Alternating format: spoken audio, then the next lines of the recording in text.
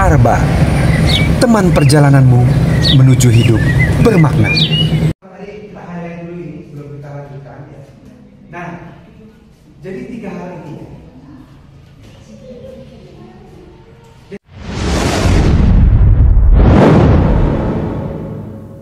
Jadi kalau ngomongin parenting, ini aja dulu 3 hal ini yang jadi atapnya atau fondasinya gitu ya. Fondasinya ini. Jadi kalau Bapak Ibu, kalau Ibu ingin kemudian mulai memberikan wawasan kepada ibu yang lainnya dan lain-lain, 3 ini aja dulu ya. Selayar ini dulu tadi ya, sekertas ini dulu, ini aja dulu lumayan kan gitu ya. Yang pertama tadi, setiap orang tua menyadari bahwa anak lahir tidak kosong,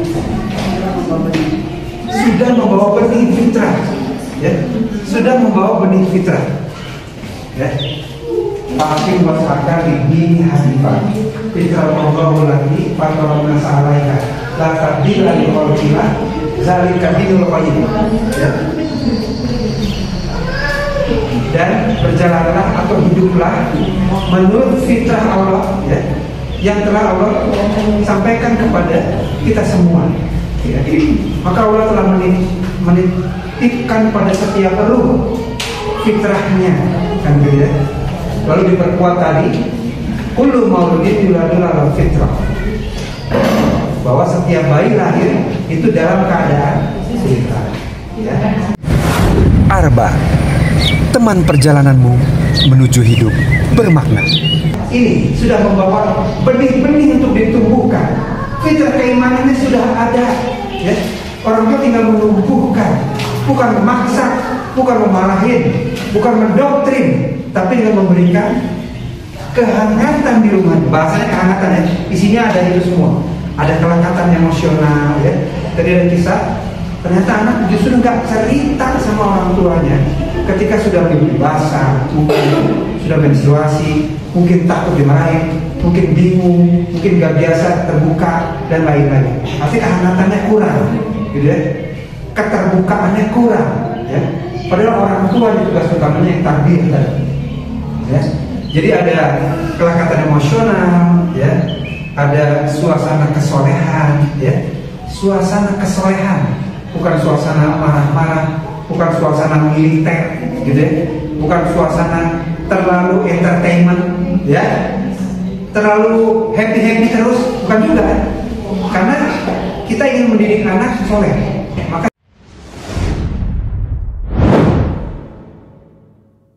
suasana kesolehan, sekali-sekali rihlah, jalan-jalan ke pegunungan, boleh gitu ya, untuk membangun kelekatan dan lain-lain. Tapi dominan di rumah bukan suasana entertainment ya, tapi suasana belajar, suasana tolabul ilmi juga kira-kira ya. Lalu inspirasi yang menantang, banyak di challenge. Ayo mewarnai, ayo ini bola kita lempar ke sana, ayo hitung berapa warna merah di sini. Itu roda di mobil yang lewat ada berapa ya dalam 1 menit? Ada terus challenge tantangan. Ayo hari ini sudah berapa ayat bacanya, ya? Udah baca cerita apa hari ini? Ada banyak challenge untuk menstimulasi perkembangan ini, ya. Nanti ini ada sesi khusus ya. Harapan saya mungkin di kampus ya. Jadi kalau yang siap datang kampus, nah kita sudah ruangan sudah kita inovasi, gitu ya. Bisa lebih fokus nanti kita belajar tentang hal-hal yang lain. Baik. Jadi kami akan mengundang kalau memang bisa, kalau harus izin ke sekolah lain kita sampaikan kembali undangannya, ya. Sehingga nanti bisa juga belajar di situ. Yang kedua takdim. Nah, takdim, ya. Jadi memang berat, ya. Mungkin kalau di rumah saya nih, istri saya nih, banyak memberikan dan terus mengingatkan, ya. Walaupun kelihatannya kita, ya, banyak memberikan nasihat, ya, atau bahasa lainnya mungkin cerewet, tapi itulah tugas kita, ya. Pertama, anak itu sudah siap menerima nasihat karena mereka sudah lahir dengan fitrah. Mereka siap menerima agama, ya. Fitrah, ya. Ada fitrah al-ghorizah, ada fitrah al-munazalah, ada fitrah yang disampaikan dari wahyu kepada diri kita. Jadi kita menyampaikan ayat Quran, sunnah Rasulullah kepada anak-anak kita, dan kemudian benih itu akan tumbuh, ya. Jadi kita sudah dilahirkan sebagai makhluk andragogik, artinya makhluk yang bisa belajar dan bisa mengajar. Nah, ya, kita sudah dilahirkan sebagai makhluk pedagogik, maaf, ya, makhluk pedagogik, ya. Artinya bisa belajar dan bisa mengajar. Baik, ya. Kenapa? Karena ayat pertama saja sebelum ikro, ya, baca, belajar, ya. Nggak mungkin manusia disuruh belajar kalau dia tidak punya kemampuan untuk belajar. Maka kita punya kemampuan otak yang luar biasa. Sudah dianugerahi otak yang luar biasa, ya. Nanti kapan-kapan kita cerita betapa luar biasanya otak itu, kan gitu ya. Artinya kita sudah siap untuk belajar. Dan peristiwa belajar ini adalah peristiwa yang diabadikan dalam Al-Quran, ya. Ketika Allah Subhanahu Wa Taala, jangan, ini mangga. Ketika Allah Subhanahu Wa Taala bercerita kepada malaikat bahwa Allah berkehendak untuk menciptakan manusia, ya. Di ayat-ayat pertama Al-Baqarah ada cerita itu. Kemudian malaikat bertanya, apakah kau akan menciptakan makhluk yang berbuat kerusakan? Banyak tafsirnya mengatakan bahwa dulu penghuni bumi ini bukan manusia, sebelum manusia itu, tapi kalangan jin dan lain-lain banyak yang berbuat kerusakan. Lalu diciptakan ada, aku lebih mengetahui apa yang kau tidak mengetahui. Lalu apa yang Allah perintahkan kepada Adam di hadapan malaikat? Apa yang Allah perintahkan kepada Nabi Adam alaihissalam di hadapan para malaikat apa? Menyebutkan nama benda-benda, ya? Menyebutkan nama benda-benda. Maka manusia pertama yang Allah ciptakan itu sudah menunjukkan kualitas pedagogik, ya? Kualitas pedagogik, sudah bisa belajar, otaknya sudah berfungsi mengingat, matanya sudah bisa melihat benda, kemudian mengingat namanya butuh kecerdasan bahasa, ya. Ini meja, ini kursi, ini pohon, butuh kecerdasan bahasa, mengenal huruf, mengenal angka dan lain-lain. Maka manusia sejak pertama diciptakan sudah merupakan makhluk pedagogik, bisa belajar dan bisa mengajar. Nah, bisa mengajarkan. Nah, ini yang hari ini kita melihat belajarnya aja malas, apalagi mengajarkan. Belajar di rumah aja malas, apalagi mengajarkan pada adik-adiknya. Misalnya kak ajarin adiknya, kakaknya aja malas belajar. Kak kalau dede ajarin matematika ya, dia sendiri. Nah itu ya. Jadi padahal manusia itu adalah makhluk pedagogi, ya, bisa belajar dan bisa mengajar. Tapi tadi fitrah belajarnya tidak tumbuh berkembang dengan baik. Fitrah belajarnya artinya apa? Kalau anak tidak semangat belajar, berarti ada yang salah, ada yang keliru dengan fitrahnya. Nah, ini yang perlu kita pahami, ya.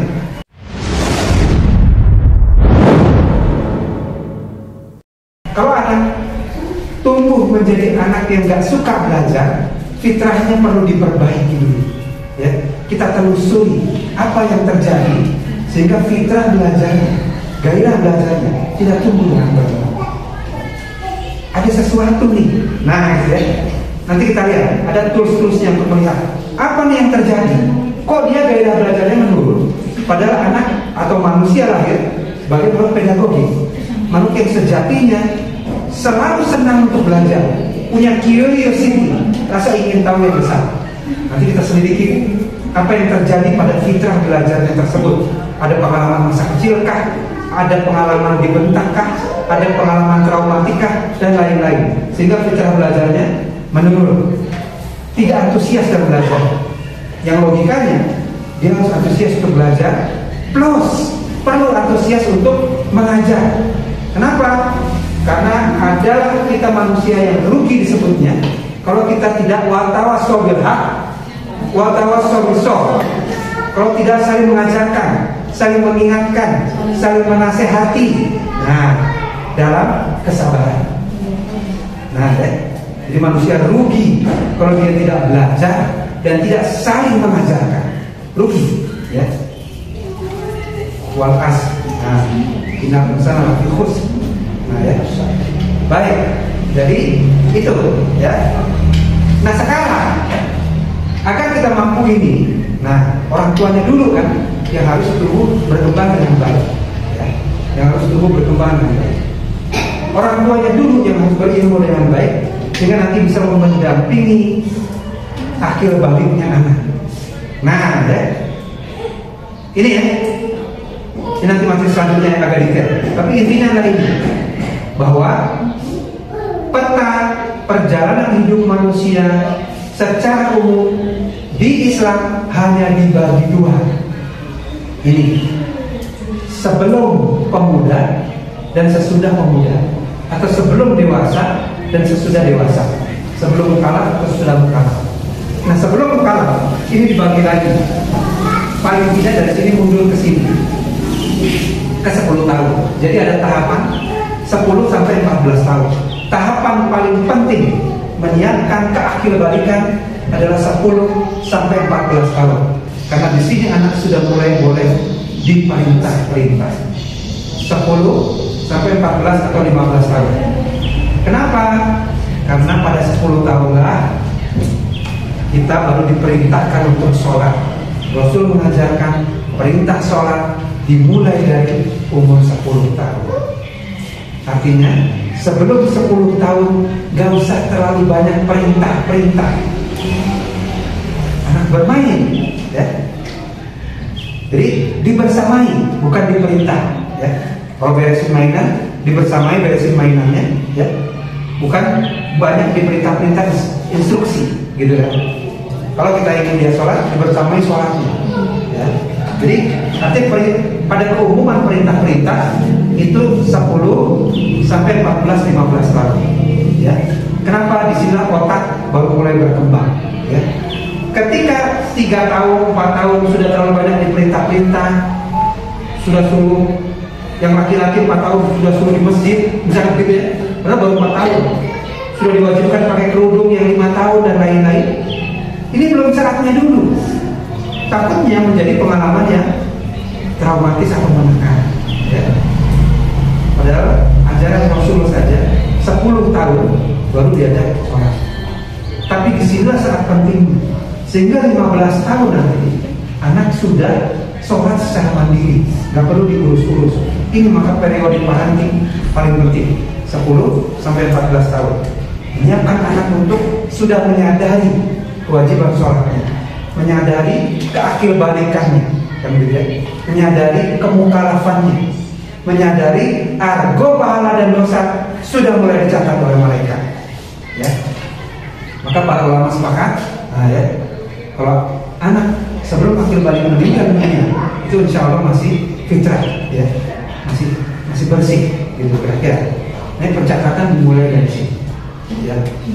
Nah, jadi pendidikan keakhirabalikan tadi ya, kalau sudah dimulai itu sangat baik sekali, mengingatkan anak plus orang tuanya, baik orang tuanya, ya.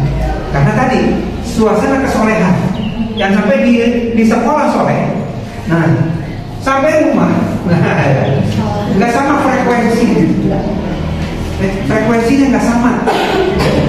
Di sekolah sering dengar lantunan Quran, di rumah orang tuanya nggak pernah, anaknya nggak dengar. Nonton TV 24 jam, ya.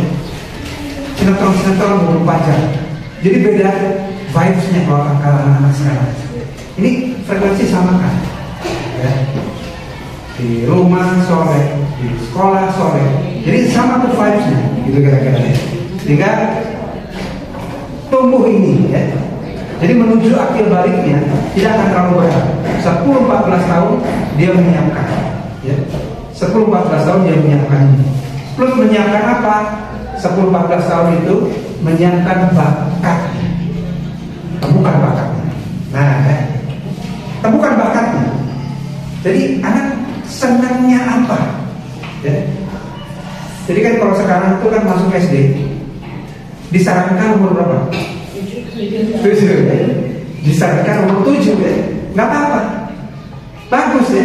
Misalkan umur 7, anak sudah mulai lebih matang, kan gitu ya, lebih matang, ya, sehingga gurunya sudah siap mentaklim, ya. Nanti kalau dia terlalu muda, masih rewel, masih gini gitu, gurunya jadi punya double job. Jadi anak sudah disiapkan untuk menerima pelajaran, sudah bisa baca, kan gitu ya. Gurunya sudah siap mentaklim. Nah, itu kira-kira ya. Nah, ternyata dari beberapa pengalaman, anak akan lebih mudah membaca kalau dia sudah apa duluan? Sudah bisa iqra duluan. Jadi kalau anak belajar iqra duluan, nanti dia tanda kutip otomatis bisa baca sendiri, ya. Karena iqra lebih sulit, ya, daripada baca, ya. Udah gurunya huruf Arab, ada harokatnya, ada panjang pendeknya. Kalau itu dia bisa, maka nanti belajar baca jadi cepat sekali, ya. Jadi cepat sekali, ya. Itu juga nanti bisa diuji coba terus, ya. Jadi kalau anak belajar iqra duluan, ya, nanti belajar bacanya hampir tanpa perlu diajari, ya. Kasih buku nih BABA, baca dan mulai bisa sendiri, nah, gitu ya. Baik. Jadi maksudnya Islam sudah memberikan panduan-panduan yang luar biasa untuk anak tumbuh fitrahnya dengan baik. Baik. Ketika ini untuk apa? Nah, untuk 3 komitmen ini. Nah, untuk 3 komitmen besar.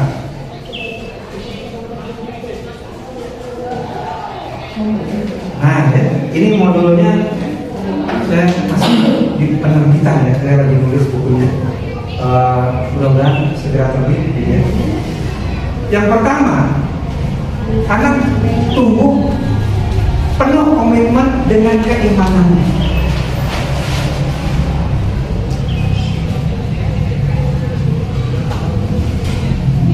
Jadi dia tumbuh percaya diri dengan agamanya. Nah ya, bukan percaya diri dengan tren-tren, bukan percaya diri dengan badannya, percaya dengan kecantikannya, percaya dengan cara berpakaiannya, dengan teman-temannya, bukan. Tapi anak tumbuh percaya diri dengan keimanannya, bukan dengan bestinya dia percaya diri, ya, dengan circle-nya. Kalau teman-temannya nggak ada, dia nggak percaya diri, bukan begitu. Dia tumbuh dengan keimanannya. Dia tidak ragu dan tidak malu menampilkan keimanannya. Nah ini yang berat, ya. Ini yang berat, ya. Anak tidak malu tampil berbusana muslim, muslimah lah misalnya, pede, percaya diri. Nah gitu ya, dengan keimanannya. Dia percaya diri kalau waktu sholat berhenti dulu aktivitasnya, ya. Gak takut sama teman-temannya yang gak cukup, yang gak nanti sholat mah. Dia percaya diri dengan keimanan. Nah ini, maka 10 sampai 14 tahun disitulah, ya, disitulah ya. Ketika mulai diperintahkan untuk sholat, 7 tahun diperintahkan untuk sholat, 10 tahun boleh dipukul kalau tidak sholat, gitu ya. Jadi disinilah pendisiplinannya. Sehingga apa? Muncul 3 komitmen. Komitmen keimanan, ya. Jadi dia semakin meyakini bahwa dia berislam bukan sekadar karena orang tuanya muslim, tapi Allah sudah takdirkan, ya. Allah sudah karuniakan keimanan ini, ya, untuk dia tumbuh kembangkan. Kedua, bangga dengan nilai-nilai yang dia yakini, values, ya. Proud with their values, ya. Nilai-nilai sudah mulai meresap. Baik buruk, benar salah, halal haram, itu anak sudah mulai kenal. Nah, oleh karena itu parenting dibekali 2 sayap, sayap kehangatan dan sayap struktur, ya. 10-14 tahun penguatan